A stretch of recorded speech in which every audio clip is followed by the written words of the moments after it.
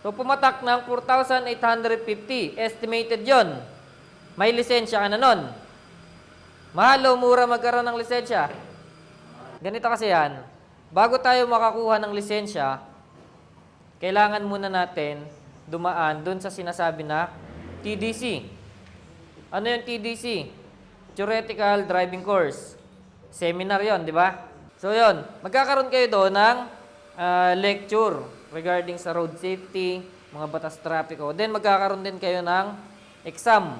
Pagka naipasa nyo yung exam na yon, bibigyan kayo ng certificate. No?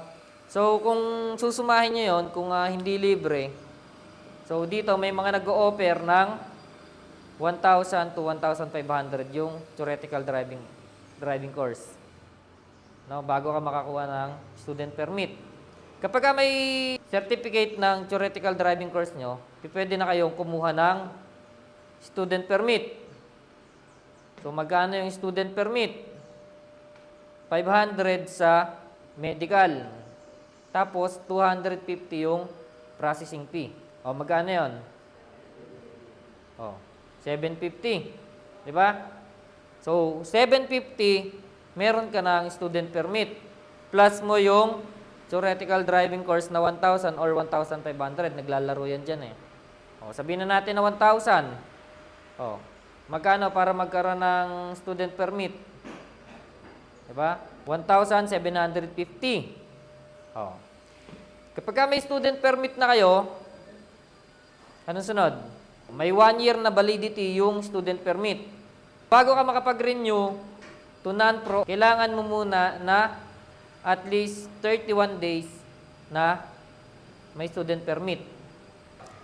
Kapag katapos mo na meron ka ng student permit, pag gusto mong mag-renew ng professional or non-professional or professional na lisensya, kailangan mong magkaroon ng practical driving course. No, may nag-o-offer din yan sa mga driving academy. So, magkano naman naglalaro yan? 1,500 to 3,000 pesos. Or higit pa, depende dun sa kukunin nyo na restriction code. So, yan yung kailangan nyo kapag magre-renew kayo ng non-pro or professional na lisensya. Okay? Dali lang naman yan, magmamaneho lang kayo. Tapos, i-issuehan na rin kayo ng certificate. Kapag meron na kayong practical driving course certificate, punta na kayo ngayon sa LTO para mag-renew nung student permit nyo from to non-pro or professional. No?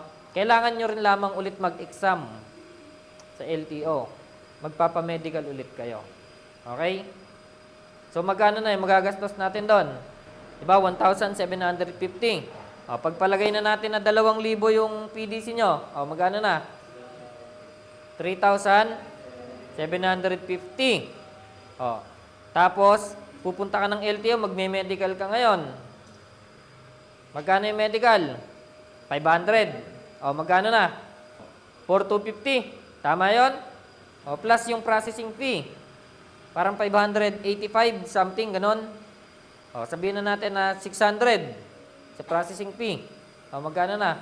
4,850. O, may lisensya ka na. So, pumatak ng 4,850. Estimated yon. May lisensya ka na nun. Mahal o mura magkaroon ng lisensya? Mahal. Sa palagay nyo?